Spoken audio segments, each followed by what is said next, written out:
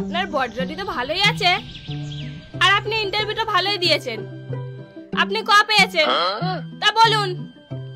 আপনি আইপিএস নাকি আইএএস হতে চান? ম্যাডাম আমি সিভিক ভলেন্টিয়ার হতে চাই। কেন? ম্যাডাম সিভিক ভলেন্টিয়ারদের না বিরাট ভাব, পুলিশের থেকেও বেশি ভাব মেরে বেড়ায়। আরে যান যান, আপনি ফয়কাল্লা পাস হয়ে গেছেন।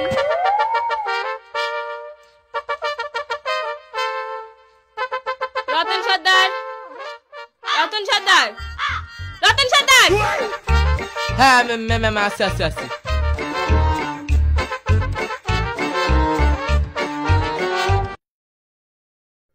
নাম কি আপনার? রতন সর্দার।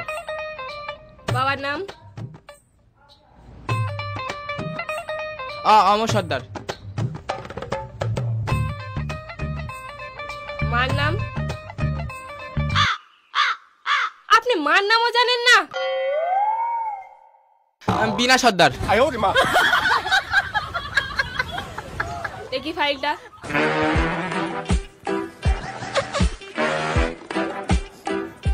আপনার হাতে ট্যাটু নেই তো? এই না না কোনো ট্যাটু নেই। ম্যাডাম এই মিথ্যে কথা বলতে, এর হাতে ট্যাটু রে। এই তুই বেশি জানি গেছিস, আমার হাতে ট্যাটু কোথায়? এই আপনি চুপ করুন। তা বলুন আপনি পুলিশ কেন হতে চান? না না ম্যাডাম, মানে পুলিশ হতে হবে এরকম কোনো মানে নেই, মানে যে কোনো মানে একটা চাকরি দিলেই হবে, মানে ধরো এই সিকিউরিটি গার্ডের কাজ বা এই ঝাড় দেওয়া দিয়ে কাজ, মানে একটা সরকারি চাকরি দিলেই হয়ে যাবে। সবই ঠিক আছে, ইন্টারভিউটা ভালো করে দিলেই আপনি একটা চাকরি পেয়ে যাবে। শালা চাকরিটা পাওয়ার জন্য বেলের দিয়ে হাতে চামড়াটা তুল দেবো। তা বলুন আপনার ফেভারিট সাবজেক্ট কি? বাংলা, মানে ইংলিশ আমি ভালো পারি, মানে বাংলাটা একটু বেশি ভালো পারি। তাহলে বাংলায় একটা প্রশ্ন করা যাক। গীতাঞ্জলি কে লিখেছে? ও গীতাঞ্জলি রো।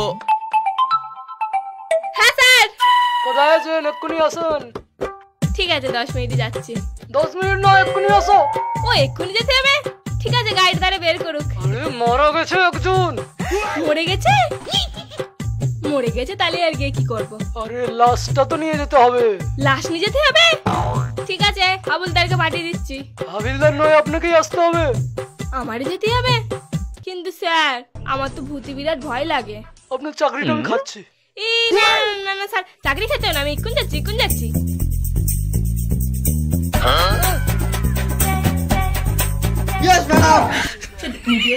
এই তোমার না বলেছি আমার সেলুট করার দরকার নেই, আমার একটু চোখ মারো তাহলেই আমি বুঝে যাবো।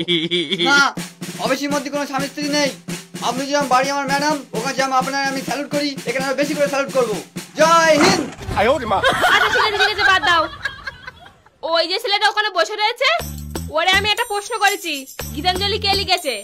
ও এখনো কিছু বলেনি, ও যদি কিছু বলে তাহলে আমার জানিও।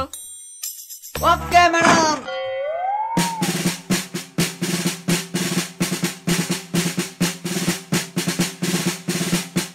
বল গীতাঞ্জলি কেরা লিখেছে?